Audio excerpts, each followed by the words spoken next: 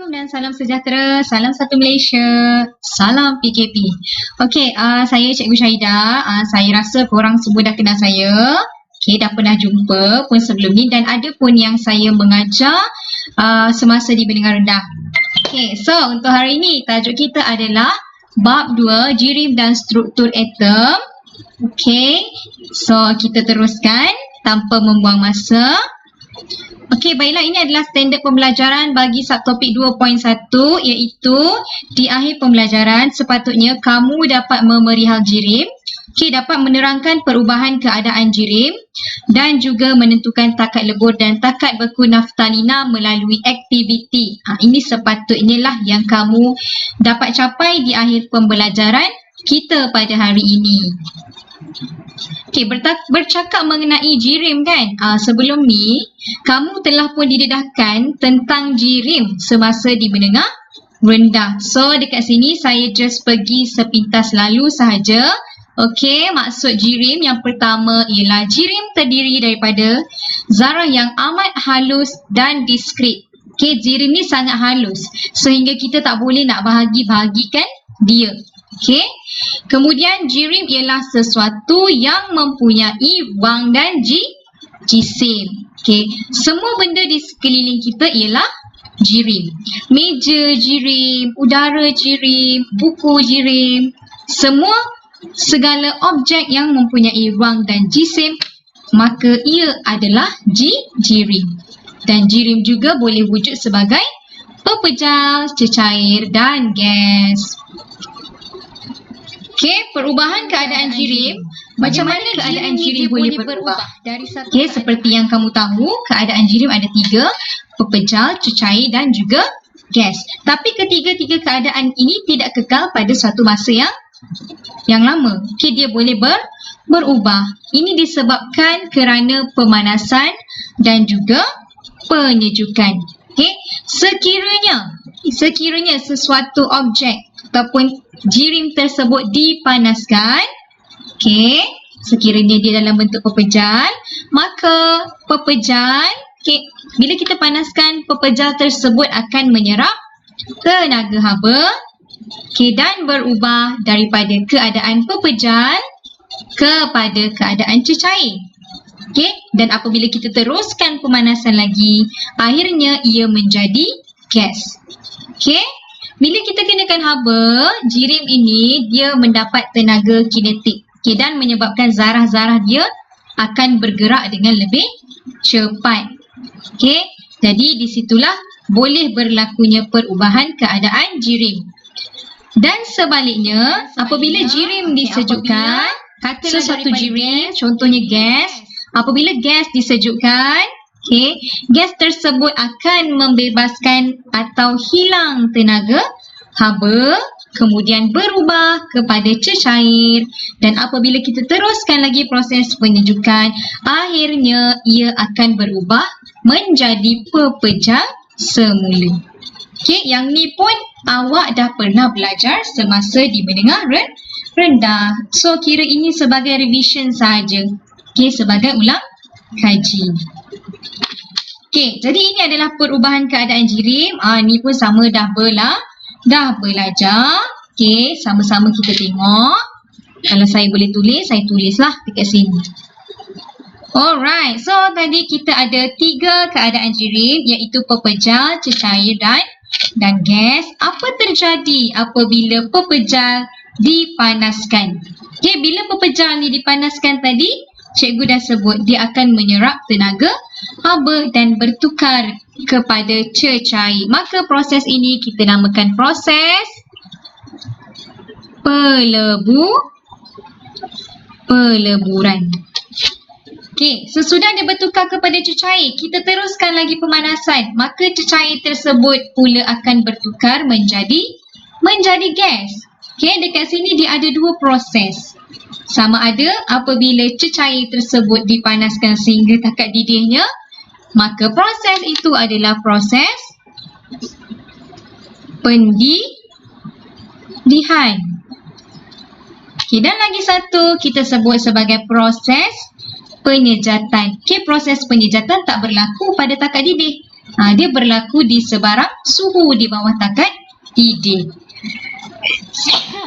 Maafkan saya. Okey, jadi nama proses ini ialah proses penyejatan. Masih ingat lagi ke ataupun dah lupa? Okey, ini adalah proses pemanasan. Awak tengok arrow ke atas tu, apabila dipanaskan, pepejal bertukar kepada cecair dan akhirnya bertukar kepada gas. Okey. So, apabila disejukkan, apabila gas disejukkan, gas tersebut akan bertukar kepada cecair. Proses ini kita sebut sebagai apa? Sebagai proses kondensasi. Dan apabila penyejukan diteruskan, cecair tersebut akan bertukar menjadi gas dan ini ialah proses pembekuan. Okey. Dan kita ada lagi dua proses di mana pepejal tersebut terus bertukar menjadi gas tanpa melalui fasa cecair. Okey, yang ini kita sebut sebagai proses apa? Okey, proses pemejal uapan. Okey, tapi kalau gas tersebut directly bertukar menjadi pepejal tanpa melalui keadaan cecair, apakah nama proses tersebut? Nama proses itu ialah proses pengendapan. Ini very simple. Ini adalah benda yang kamu kena selalu ingat. Okey, ini adalah basic. Alright. Jadi ini adalah keadaan jirim untuk ketiga-tiga jenis jirim pepejal, cecair dan gas. Ini juga penting sebab kadang-kadang soalan akan minta kamu untuk lukis susunan zarah. Okey, nampak macam senang. Tapi ramai juga yang kantoi bila kena lukis. Okey, so susunan zarah pepejal. Zarah-zarah mesti disusun secara padat dan teratur. Susunannya mesti uniform. Kalau nak lukis, tak payah lukis banyak-banyak.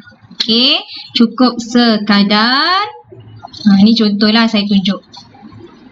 Lukis. Tak payah banyak-banyak. Buat 4 kali 3 pun dah cukup. Yang penting zarah-zarah pepejal awak mesti teratur, rapat dan saiz zarah tu mesti sama. Okey, janganlah ada satu kecil, satu besar. Tu tak seragam nanti dia punya susunan. Okey, untuk zarah cecair, zarah-zarah disusun secara padat tetapi tak teratur. Awak kena faham maksud ayat ni. Padat tu maksudnya rapat tetapi dia tak uniform, dia tak seragam. Dia masih bersentuhan antara satu sama lain. Okey, jadi korang boleh lukis zarah-zarah tu dia berterabur tetapi masih sentuh. Okey, masih sentuh antara satu sama lain. Macam ni. Dia masih bersentuhan. Okey. Cuma susunan dia tu tidak teratur. Tapi kalau zarah gas, lukislah jauh-jauh antara satu sama lain. Okey, ini dari segi susunan zarah. Okey.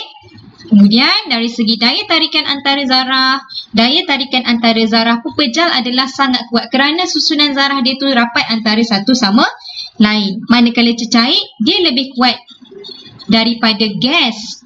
Daya tarikan dia lebih kuat daripada gas tetapi lebih lemah berbanding daya tarikan dalam pepejal. Dan daya tarikan antara zarah gas adalah sangat lemah. Sebab apa? Sebab zarah dia kedudukannya jauh antara satu sama lain. Okey. Kemudian yang ketiga, dari segi tenaga kinetik zarah. Tenaga kinetik ni adalah tenaga, bila sebut kinetik adalah kita akan fikir tentang bergerak kan, kinetik ni. Okey. So dalam pepejal, tenaga kinetik adalah rendah sebab susunan dia rapat. Zarah dia sukar untuk bergerak. Dalam cecair dia sederhana. Okey, maksudnya dia lebih tinggi daripada pepejal tetapi lebih rendah daripada gas. Dan dalam gas, zarah-zarah dia mempunyai tenaga kinetik yang sangat kuat. Disebabkan dia punya jarak yang sangat jauh, maka zarah-zarah dia boleh bergerak dengan lebih rawak lah.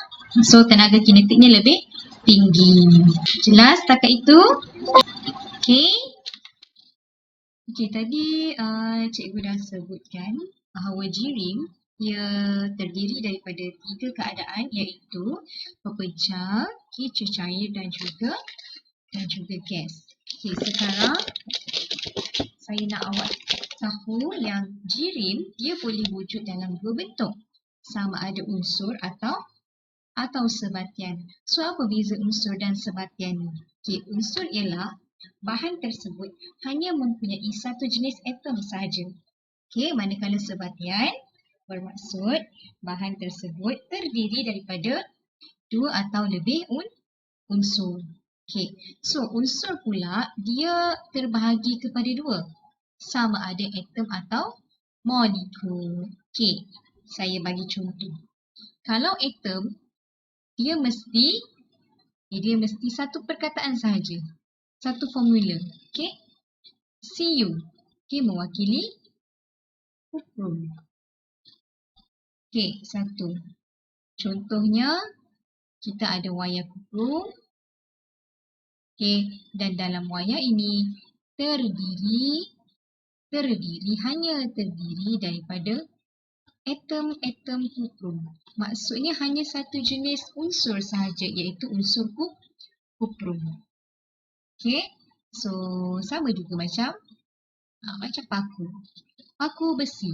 Okey, paku besi hanya terdiri daripada atom-atom yang sama jenis unsurnya, iaitu ferrum. Okey, tapi kalau molekul ni bermaksud terdiri lebih daripada satu atom. Tapi masih atom-atom yang sama jenis. Contohnya oksigen. Okey, O2. Okey, dia ada banyak atom tapi daripada unsur yang sama. Okey, lepas tu nitrogen. Okey, nitrogen N2. Hidrogen. Okey.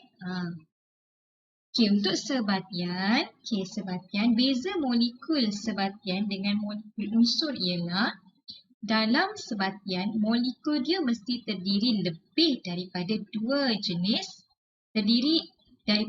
jenis atau lebih unsur. Okey, contohnya karbon dioksida. Okey, CO2. Dalam molekul karbon dioksida ni ada dua jenis unsur, iaitu karbon dan oksigen. Okey, dan contoh lain seperti amonia, okey, iaitu NH3. Okey, dalam molekul amonia ini terdiri daripada atom nitrogen, okey, dan atom hidrogen. Dalam ni ada dua jenis unsur. Tetapi kalau unsur tadi, dalam dia ada satu sahaja jenis unsur. Okey, untuk ion, contohnya garam biasa.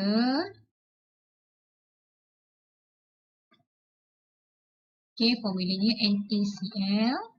Okey, ion ni bermaksud bahan tersebut mengandungi ion-ion. Kalau contoh garam biasa ni, dalam sebatian NaCl terdiri ion Na positif dan ion Cl negatif. Okey, kalau nak tengok contoh lain, okey, contohnya asid hidroklorik HCl. Dalam sebatian ion asid hidroklorik mengandungi ion hidrogen dan ion klorida. Okey, itu cuma contoh saja. Nanti you all akan belajar dengan lebih mendalam tentang formula-formula ini. Okey?